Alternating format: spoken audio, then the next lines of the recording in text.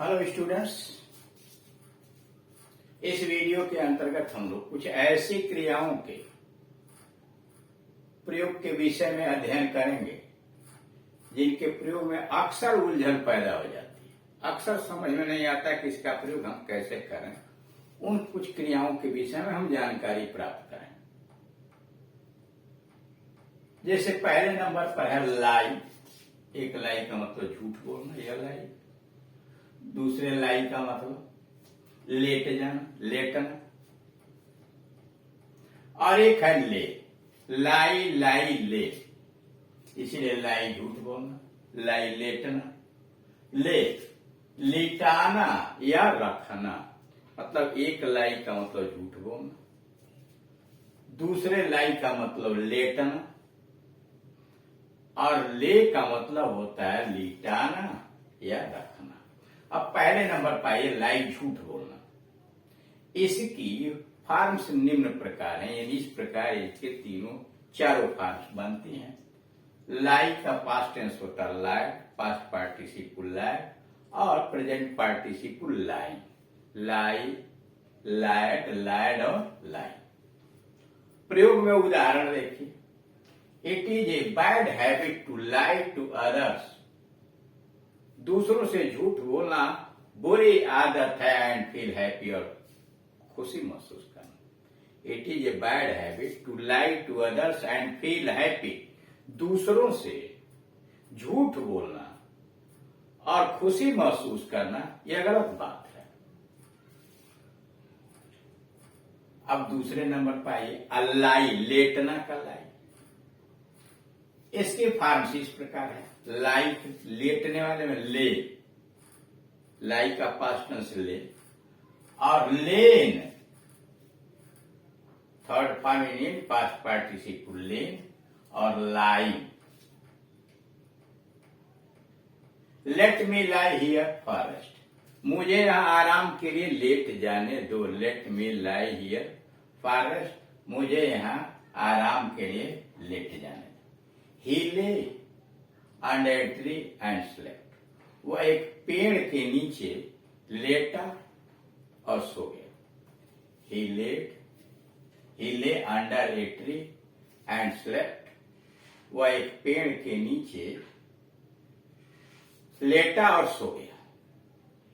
तो इसमें आप देख रहे हैं लाई, ले और लेन, क्रिया का थर्ड फॉर्म लेन।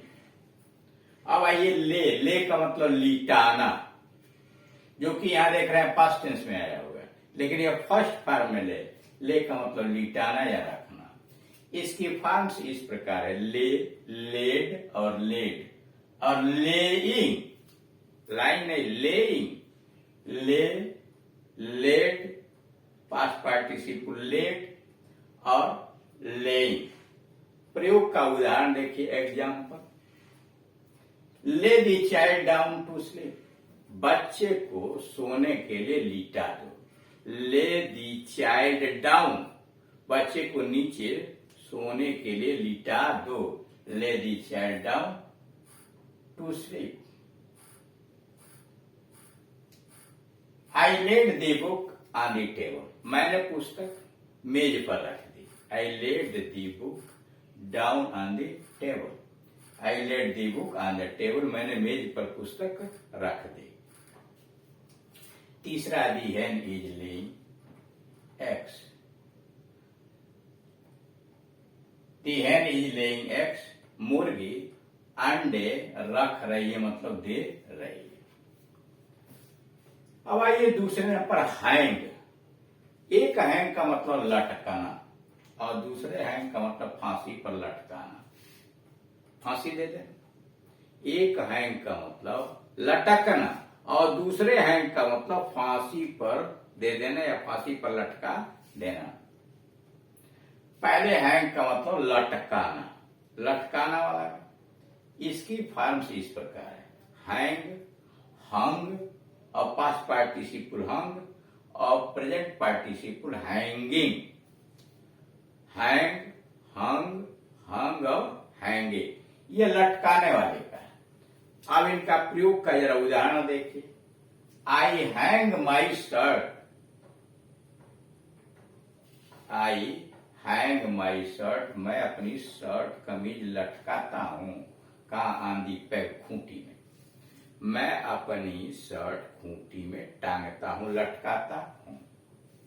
अब दूसरा है ये, कर्टेन्स आर हंग, हंग या थर्ड फॉर्म, पर्दे लटके हुए हैं। कर्टेन्स आर है, पर्दे लटके हुए हैं।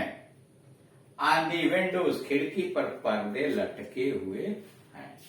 क्लियर? अब आइए हैंग, फांसी देना यानी मौत की सजा। फांसी देना मतलब मौत की सजा देना। हैंग, इसकी फॉर्म्स इस प्रकार है, हैंग, हैंग्ड, हैंग, हैंगे। यानी इसका पास्ट पार्टिसिपल हैंग्ड होता है और पास्ट टेंस भी हैंग्ड होता है। यूज देखिए, he said that he would hang himself, उसने कहा कि वह स्वयं को फांसी दे देगा। ही सेड, उसने कहा, ही वुड हैंग हिमसेल्फ, वह खुद को फांसी पर लटका देगा। He was hanged for murder, वह हत्या के लिए उसे फांसी दे दी गई। ही वॉज हैंग्ड, उसे फांसी पर लटका दिया गया, फॉर मर्डर, हत्या के लिए। क्लियर? अब तीसरे नंबर पर आइए, वेक है, अवेक है, अवेक, वेक, वेकेन, अवेक और अवेकेन। इसमें आप देख रहे हैं कि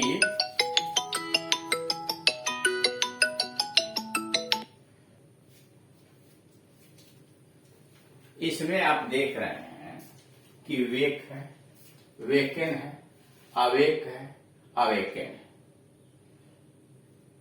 वेक का मतलब होता है जागना, निद्रा का समाप्त होना। वेक का मतलब जागना, निद्रा का समाप्त होना।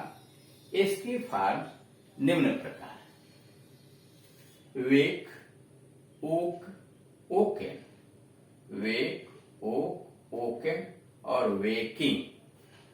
अथवा उसी का एक दूसरा भी होता है, वेक, वेक्ड, वेक्ड, वेकिंग, वेक, वेक्ड, वेक्ड और वेकिंग। यह क्रिया ट्रांजिटिव वर्ब के रूप में भी प्रयुक्त होती है और इंट्रांजिटिव रूप के भी।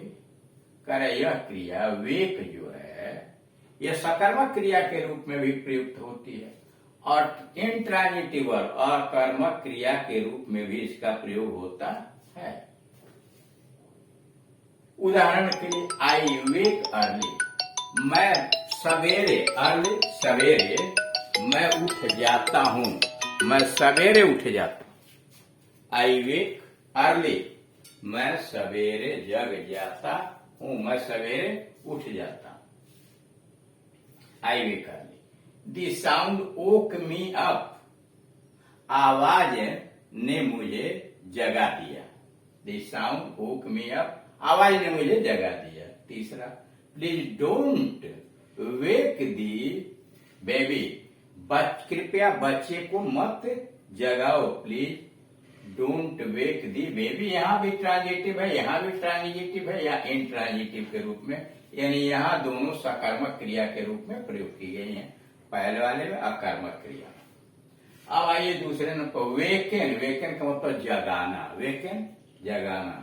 इसकी फॉर्म्स इस प्रकार है, वेकेन का वेकेंड और weekend, past form weekend, past participle weekend. इसका प्रयोग ट्रांजिटिव वर्ब तक ही सीमित है, यानी वेकेंड का प्रयोग ट्रांजिटिव सकर्मक क्रिया तक ही सीमित है। उदाहरण के लिए, the second will, the sound will waken him, the sound will waken him. Example, the sound will waken him, आवाज उसे जगा देगी। I was wakened by the noise, I was wakened by the noise. अब दूसरे पर आइए, awake, awake का मतलब जागना, जैसे वेक का मतलब जागना वैसे अवेक का मतलब भी जागना।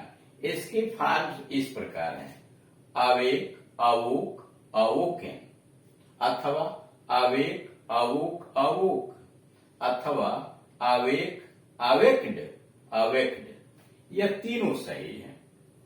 पहले में लिखा है अवेक अवुक अवेकेंड, दूसरे में अवेक अवुक अवुक, और तीसरा में अवेक अवेक्ड और अवेक्ड। इसका प्रयोग अलंकारिक भाव में होता है। इसका प्रयोग अलंकार की भाषा में किया जाता है। उदाहरण के लिए, at last they awoke to their danger. At last, अंत में, they awoke to their danger, अंत में वे अपने खतरे के प्रति जागृत हो गए। द नेशनल स्पिरिट वाज अवोकन, राष्ट्रीय भावनाएं जागृत की गई। द नेशनल स्पिरिट हैज अवोकन, राष्ट्रीय भावनाएं जागृत की गई। तो इस तरह से देख रहे हैं कि यह प्रमुख कुछ ऐसी क्रियाएं हैं जिनके प्रयोग में एक तरह की है, और उलझन पैदा हो जा रहा है कि यह लगेगा कि इसका क्या होगा, किसका क्या सेकंड होगा, किसका क्या थर्ड होगा। तो ऐसी चीजों को थोड़ा बारीकी से समझना चाहिए। थोड़े और है इतना, इसके आगे वाले वीडियोस के अंतर्गत आपको समझा दिए जाएंगे।